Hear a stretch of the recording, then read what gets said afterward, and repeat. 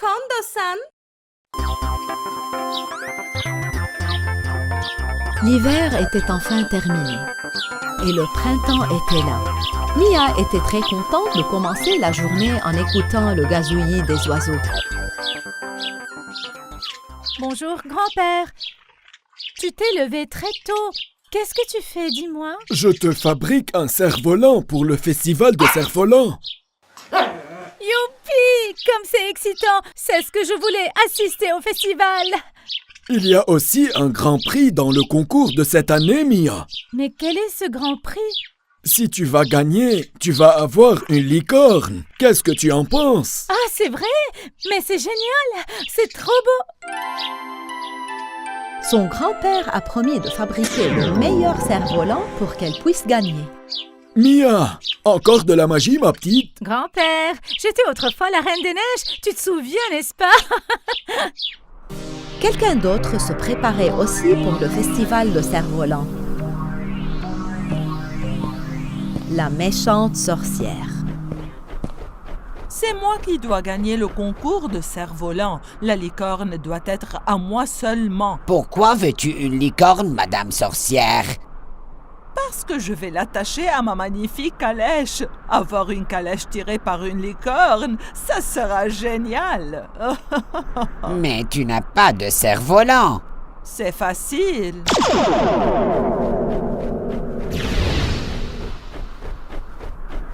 C'est très beau. Noir comme moi. J'aimais ce cerf-volant. Ouin, ouin. Aucun cerf-volant ne peut aller plus haut que le mien. Je vais gagner à coup sûr. Mon cerf-volant vole parfaitement! Wouhou! Merci, grand-père! Je suis sûr que tu vas gagner le concours. Mais souviens-toi, pas de magie cette fois. Alors que Mia faisait voler son cerf-volant, le corbeau qui passait par là l'a vu. Ah! Attendez! Mia a fait un cerf-volant.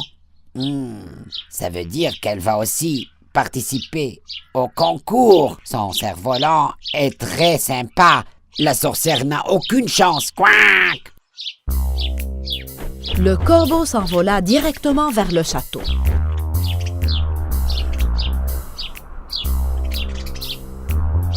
Il raconta à la sorcière ce qu'il avait vu. La sorcière était furieuse. Alors, elle a un cerf-volant et il est très beau, hein? Gagner sera plus difficile si Mia participe au concours. Je dois l'empêcher. Oui, Madame la sorcière. Sinon, tu ne gagneras pas. Quack, quack, quack. Tu feras ce travail, corbeau. Ce soir-là, Mia est allée se coucher tôt.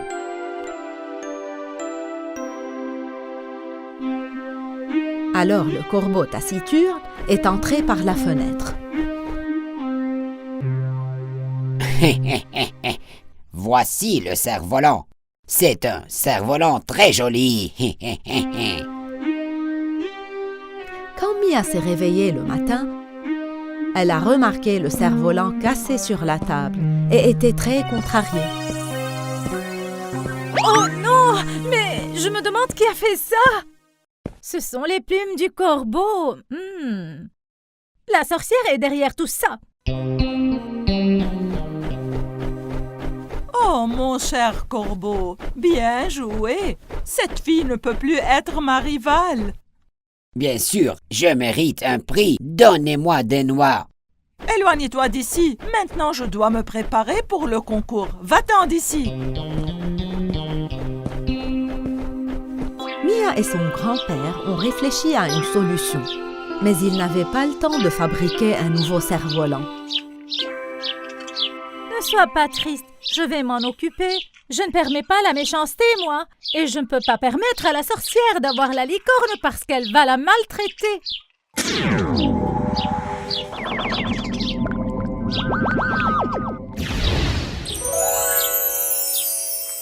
C'est parti! Enfin, le festival de cerfs-volants a commencé. Mia était très excitée alors qu'elle attendait le début du concours. J'espère que je gagnerai la licorne. Ce serait merveilleux, n'est-ce pas? Je crois en toi. Tu vas gagner, ma petite. La méchante sorcière attendait aussi avec impatience le concours. Mia est là. Tu as dit que tu avais cassé son cerf-volant. Je l'ai fait. Comment ont-ils fait un autre en si peu de temps? Peut-être qu'elle avait un autre cerf-volant. Quoi? Tu ne sais rien faire. Tu n'as même pas cassé le cerf-volant de Mia. Je vais lui montrer. La licorne sera à moi.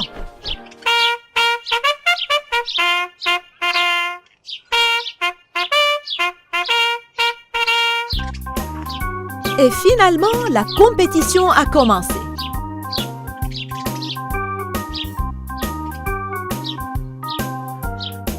Bien joué, Mia. Vas-y, allez, tu dois gagner. Quoi? Allez, plus haut! Seul le cerf-volant de Mia et celui de la sorcière continuaient à voler. La sorcière avait beau essayer, elle ne parvenait pas à faire voler son cerf-volant aussi haut que celui de Mia. Je ne peux pas aller plus haut. Je dois faire quelque chose. Je vais lancer un sort pendant que tout le monde regarde en l'air. La sorcière a immédiatement lancé un sort et un énorme nuage d'orage est apparu. Oui, c'est ça. Mon cerf-volant. S'élève haut. Oh non! La sorcière a jeté un sort, mais je vais quand même la battre. Le cerf-volant de Mia a rattrapé le cerf-volant de la sorcière et s'est élevé plus haut. La sorcière était vraiment furieuse. Elle m'a encore dépassé. Va déchirer le cerf-volant de cette fille maintenant. Je ne peux pas aller aussi haut. Je ne suis qu'un corbeau. Quoi? Si tu ne veux pas être transformé en pierre, vas-y. Le corbeau s'envola de peur.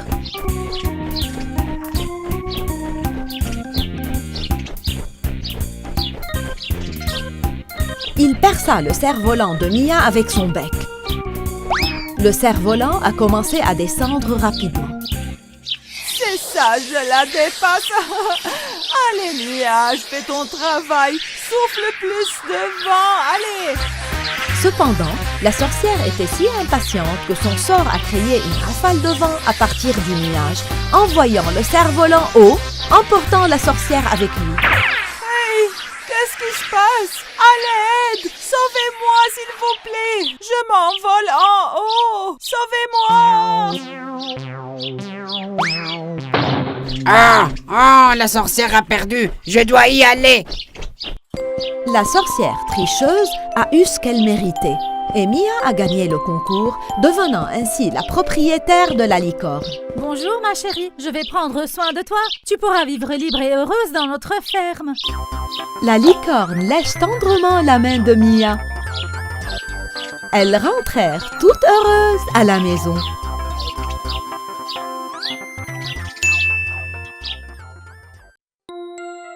Il était une fois une famille qui avait une fille nommée Cendrillon. C'était une famille très heureuse. Cependant, lorsque leur mère au grand cœur mourut soudainement, leur bonheur prit fin.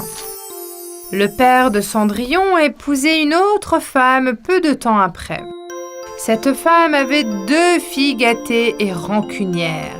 Elle était tout aussi méchante que leur mère. Elles virent toutes dans la même maison. Cendrillon avait maintenant 2 demi-sœurs et une belle-mère. Tout le monde aimait Cendrillon qui était incroyablement gentille et belle. Elle avait des longs cheveux blonds, des yeux bleus océan et des pieds et des mains fragiles. Elle aimait aider tout le monde autour d'elle, cuisiner de délicieux repas. Elle les faisait effectuer toutes les tâches ménagères et l'utilisait comme femme de chambre. Son seul ami était un chat tigré. Lorsqu'elle terminait ses tâches, elle prenait son chat sur ses genoux, s'asseyait près de la cheminée, il lui racontait ses malheurs. Elle lui disait toujours à quel point sa mère lui manquait. C'est pourquoi Cendrillon a été surnommé Chat Cinder. Malheureusement, peu de temps après, son père est mort, lui aussi. Les deux demi-sœurs et la belle-mère ont donné à Cendrillon une chambre dans le grenier. Tu ne peux pas rester au même étage que nous. Tu es mieux là-haut. S'il te plaît, laisse-moi et mon chat nous réchauffer près de la cheminée. Seulement après être allé au lit, les cendres de la cheminée devraient vous suffire. Vos vêtements sont déchirés. Nous ne voulons pas vous voir dans les coins. La pauvre Cendrillon accepta son sort. Chaque soir, elle s'asseyait près de la cheminée et essaya de se réchauffer avec les cendres qui y restaient. Un jour, un soldat passa chez eux pour inviter toutes les jeunes filles à âge de se marier à un bal au palais. Notre roi va laisser son trône à son fils.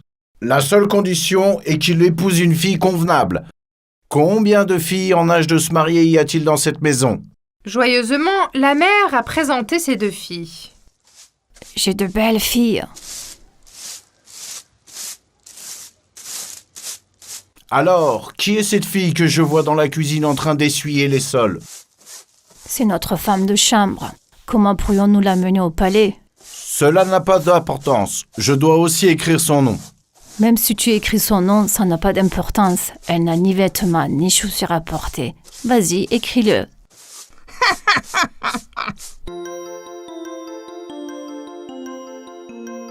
Cendrillon a supplié sa mâtre. S'il te plaît, donne-moi une des robes de mes sœurs pour que je puisse venir aussi. Non, tu n'iras pas. Tu nettoieras les sols jusqu'à notre retour. Penses-tu que le prince te choisira plutôt que mes filles, la chatte Cinder ? Toutes les trois se moquèrent de Cendrillon et la chassèrent.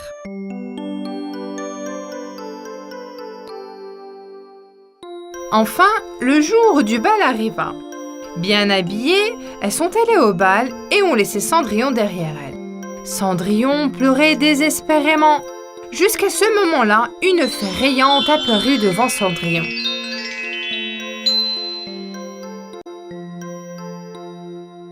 Ne t'inquiète pas, je t'emmènerai au bal. Qui êtes-vous ? Je suis la bonne fée qui aide les filles au grand cœur. Ta mère m'a envoyée ici pour t'aider. Elle veille sur toi depuis le ciel. Allez, on s'y met. Trouve-moi une grosse citrouille et 6 souris. Cendrillon fit tout de suite ce que la fée lui demanda. Elle a apporté la citrouille et les souris de sa chambre, qui étaient déjà ses amis accourus pour l'aider. Avec les baguettes dans la main, la fée transforma la citrouille en un fantastique carrosse. 4 souris en chameau blanc, une souris en cocher et un autre en valet de pied. Enfin, ce fut le tour de Cendrillon. La fée toucha sa tête avec sa baguette et la transforma en une merveilleuse princesse. Rappelez-vous, ne restez pas après minuit. Le sort se rompera après 12 heures. Tu dois quitter le bal avant minuit. Bonne chance. Cendrillon monta dans la carrosse et se rendit directement au palais. Dès qu'elle entra dans la salle de bal, tout le monde la regarda fixement et rétint son souffle. Ils étaient curieux d'apprendre qui elle était. Elle devait être une princesse d'un autre pays. Ils se demandaient qui d'autre pourrait arriver dans un si magnifique carrosse et porter ses bijoux exquis. Le prince, qui a vu Cendrillon, s'est immédiatement approché d'elle. Madame, voulez-vous danser avec moi? Avec plaisir, Son Altesse Royale. C'était le coup de foudre. Le prince a dansé avec Cendrillon toute la nuit. Le roi et la reine aimaient aussi beaucoup Cendrillon. Cette fille nous conviendra aussi bien qu'à notre palais. Elle est noble et belle. Nous avons trouvé notre jeune mariée. Toutes les autres filles du bal, y compris la belle-mère et les demi-sœurs, souffraient de jalousie.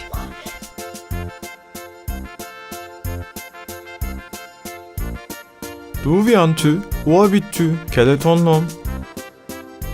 Le temps passait très vite. Cendrillon, qui fit qu'il était presque midi, quitta le prince à l'improviste et s'enfuit du palais. En dévalant les escaliers du palais, elle perdit un de ses souliers de verre. Mais comme elle était si pressée, elle l'allait laisser derrière elle et monter dans la carouse et rentrait chez elle. À minuit exactement, tout est redevenu ce qu'il était avant. Le prince, qui avait couru après Cendrillon, était sous le choc. Il n'avait pas réussi à l'attraper, mais il avait trouvé son soulier de verre dans l'escalier. Quand Cendrillon est rentrée chez elle, elle était surprise par ce qu'elle a vu. La maison était étincelante de propreté.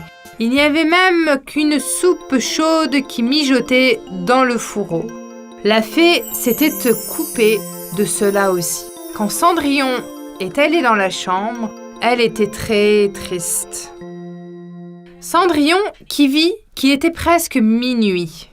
Et maintenant, je ne pourrai plus jamais voir le prince. Ne t'inquiète pas, tout ira bien. Pendant ce temps, le prince ne pensait qu'à la belle fille qui s'était enfuie du bal. Je dois la retrouver. Je ne prendrai personne d'autre comme reine.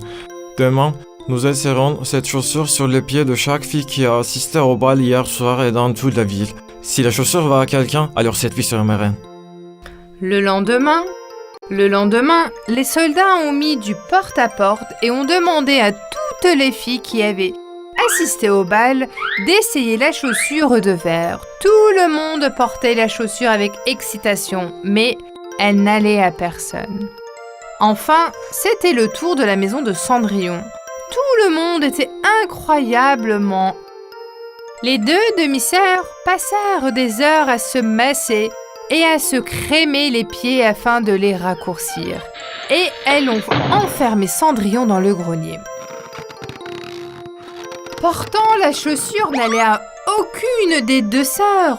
Au moment où le soldat était sur le point de partir, ils ont entendu un bruit venant de l'étage.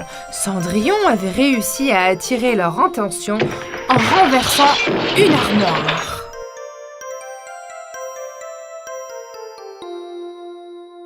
Quel est ce bruit? Qui est à l'étage? Le chat de la maison, il n'y a personne. Aucun chat ne peut faire un tel bruit. Ne mens pas. Allons à l'étage et regardons immédiatement. Ils ont fait sortir Cendrillon de la pièce fermée et lui ont demandé d'essayer la chaussure de verre. La chaussure lui allait parfaitement.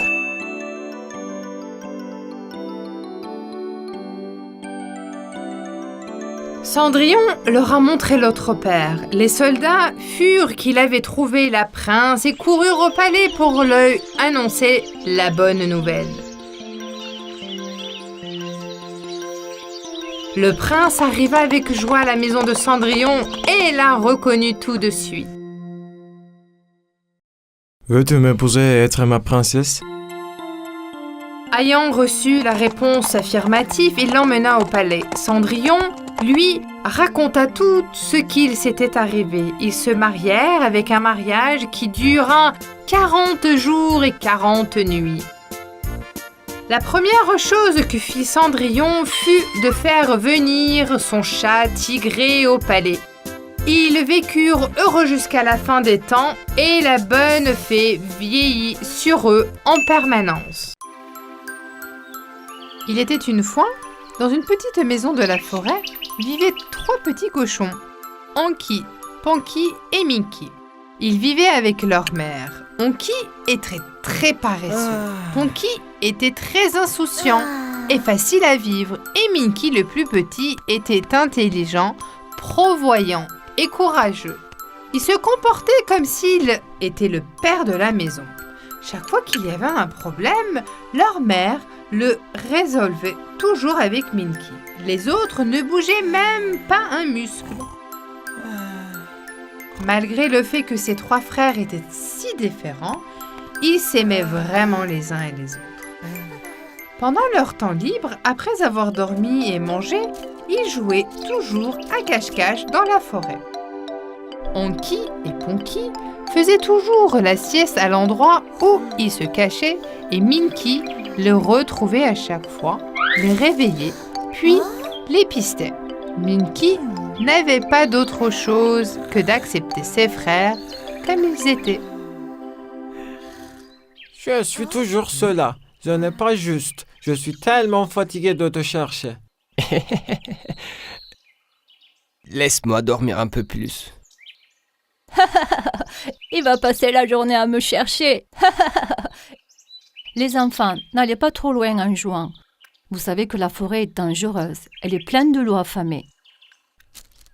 Frankie et Ponky attendaient que leur mère, qu'elle fasse tout pour eux. Minky, cependant, aida toujours leur mère.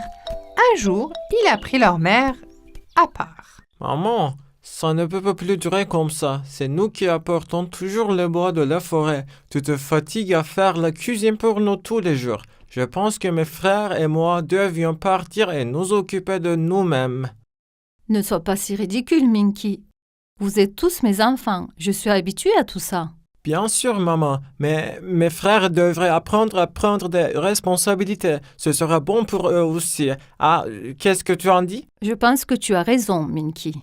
Alors parlons à tes frères demain et mettons ces idées directement en action. J'ai économisé un peu d'argent pour chacun de vous. Je vais le diviser en 3 et vous le donner à tous. Chacun devrait construire sa maison. Voyons ce qui se passe. Même si les frères de Minky sont choqués par l'idée de leur mère, les 3 petits cochons, sac à main, prirent la route le lendemain pour commencer leur nouvelle vie. Ils étaient très excités. Ils se sont séparés de leur mère à la porte. Maman, je suis désolé de t'avoir contrarié en étant toujours aussi paresseux. À plus. Maman, je n'ai jamais écouté ce que tu m'as dit. Je t'ai fait de la peine, je suis désolée. S'il te plaît, pardonne-moi. À partir de maintenant, je me souviendrai de tout ce que tu m'as dit. Au revoir. Maman, ne sois pas triste que je parte. Quand j'aurai fini ma maison, je viendrai te chercher. Prends soin de toi.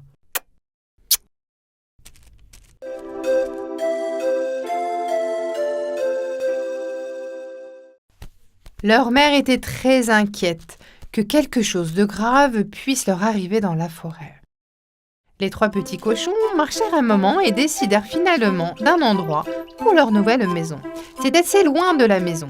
Minky, surtout, voulait qu'il le soit ainsi. Il ne faisait pas confiance à ses frères. Il pensait qu'ils devaient vraiment apprendre à se débrouiller seuls et ne pas courir directement chez leur mère à la moindre difficulté. C'est d'abord Honky qui a trouvé un endroit pour sa maison. Comme il était paresseux, il a choisi l'option la plus facile. Je ferai ma maison avec du foin. Et une fois que j'aurai fait mon lit avec du foin aussi, je serai bien au chaud pendant tout l'hiver. Je n'aurai pas à travailler si dur. Il me resterait aussi un peu d'argent parce que c'est beau marché et facile de construire une maison en foin. Ponky était presque dans le même cas. Je vais construire ma maison en bois. Je vais aussi la peindre joliment. C'est la meilleure option. Si je loue une pièce, je n'aurai même pas à travailler. Je pense que ce sera difficile de faire une maison en bois. Les gars, vous êtes fous? Comment peut-on faire une maison avec du foin et du bois? Vous choisissez encore les options les plus faciles. Si j'étais vous, j'y réfléchirais à nouveau. Prends soin de toi, Tini. Et il nous dit de quoi faire, petit cochon.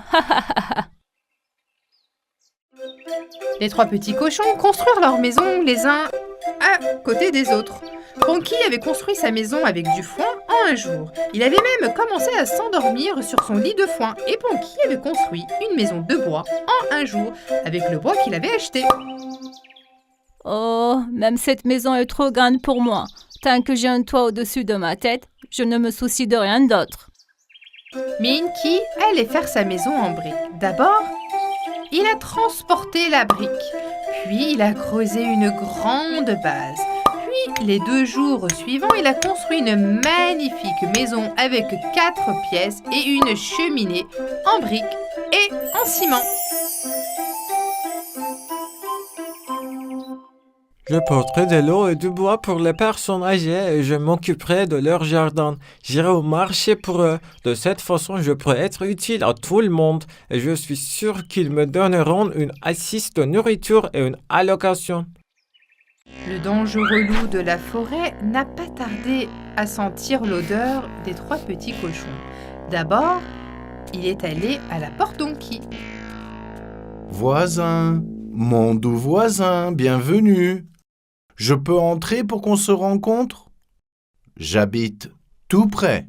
Ça doit être la voix du loup dont maman nous avait prévenu. Pour autant que je sache, il n'y a pas de voisin dans le coin. Je sais que tu es horrible, loup. Je ne vais pas l'ouvrir la porte. Le loup s'est mis en colère. Sors vite de là! Mon haleine est incroyablement forte. Je soufflerai, et je soufflerai, je ferai sauter votre maison. Non, ma maison est solide. Tu ne peux pas la détruire. Le loup recula d'un pas, inspira profondément, puis il souffla et expira vers le loup de toutes ses forces. La maison de foin s'est complètement effondrée. Onki a réussi à s'échapper et a couru directement vers la maison de Minky. Minky, le loup est venu à ma porte et a détruit ma maison. Et j'ai couru vers toi. Je pense qu'il va aller à Ponky maintenant. Vite, ferme la porte. Oh non! Appelons-le et prévenons-le tout de suite. Bonjour, Ponky. Sors de la maison immédiatement. Le loup vient vers toi. Allô? Minky, c'est toi? Regarde pourquoi tu t'agites. Ma maison est solide. Il n'a aucun moyen d'entrer. En effet, le loup, qui n'avait pas réussi à attraper Onki, se dirigeait droit vers la maison de Ponky. You! Il y a quelqu'un? Petit cochon! Je t'ai apporté un petit cadeau de la part de ton petit frère. Ouvre la porte, laisse-moi entrer, et en parlons un peu.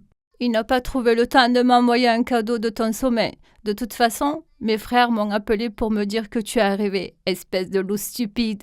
Je n'ouvrirai pas la porte. Maintenant, sors d'ici. Donc, tu n'ouvres pas? Ok alors. Mon souffle est incroyablement fort. Je vais inspirer et souffler et je vais faire sauter ta maison. Ne voulant pas partir les mains vides, le loup, traître, donna quelques coups de pied à la maison. Puis après avoir soufflé et expiré sur le pauvre maison, elle s'est effrontée. Ponky a réussi à s'échapper, a éteigné la maison de Minky. Vite, ouvre la porte, Minky. Le loup va m'attraper. S'il te plaît, dépêche-toi. Minky a fait entrer son deuxième frère dans la maison aussi. Tous les 3 tremblaient de peur. Les 3 frères se sont assis et ont commencé à réfléchir. Je pense que c'est ton tour, Minky. Il va venir ici, c'est sûr. Oui, je le pense aussi. Nous devons trouver un moyen de nous libérer de ce loup une bonne fois pour toutes. Mais comment? Les 3 cochons ont rapidement élaboré un plan et ont commencé à atteindre le loup. Quand le loup est arrivé à la maison de Minky, il a crié. Je sais que vous êtes tous les 3 là. Sortez gentiment ou je vais souffler et faire sauter cette maison aussi. Allez, qu'est-ce que tu attends? Démolis-la si tu peux. Retourne-toi et laisse-nous tranquilles. Le loup furieux se mit à frapper à la porte et les murs à coups de pied. Il y avait 3 verrous sur la porte, mais les 3 cochons se regardèrent avec peur et se seraient forts les uns contre les autres en surveillant la porte. Le loup donnait des coups de pied, soufflait, halétait, mais il ne pouvait pas détruire la maison de Minky. Soudain, une idée a surgi sur la tête du loup. Il allait entrer dans la maison par la cheminée. Il est monté sur le toit en plaçant une échelle contre la maison. Il réussit à se faufiler dans la cheminée et se laissa tomber. Les 3 cochons attendaient ce moment. Ils ont tout de suite allumé un feu dans la cheminée et ont commencé à regarder. Comme le loup n'avait pas vu de fumée dans la cheminée avant, il n'avait pas pensé à un feu. En tombant rapidement et directement dans la cheminée, il s'est brûlé en raison du feu. Aussi vite qu'un jet, il s'est remonté dans la cheminée en souffrant énormément. À l'aide! Je suis en feu! À l'aide! À l'aide! Les 3 frères s'étreignent dans la joie la plus grande et célèbrent leur fuite du loup. Finalement, le temps de loup est terminé. Il ne reviendra jamais. Maintenant, il est temps d'aller chercher notre mère. Ma maison est assez grande et il y a une chambre pour chacun d'entre nous. Elle m'a beaucoup manqué, n'est-ce pas? Si, je ne serai plus jamais paresseux. Je m'occuperai des courses à partir de maintenant. Elle m'a manqué, elle aussi. Et je ferai le jardinage à partir de maintenant. Je vais faire pousser des fruits et des légumes et aider notre mère. Oui, nous devons tout aider maman en faisant une partie du ménage et en la mettant à l'aise. Nous pouvons aussi aider certains de nos voisins. Ainsi, Onki et Ponki ont beaucoup changé. Tout le monde a commencé à admirer Minky le plus intelligent. Avec cette merveilleuse fin, ils ont emmené leur mère avec eux et vécurent heureux pour toujours.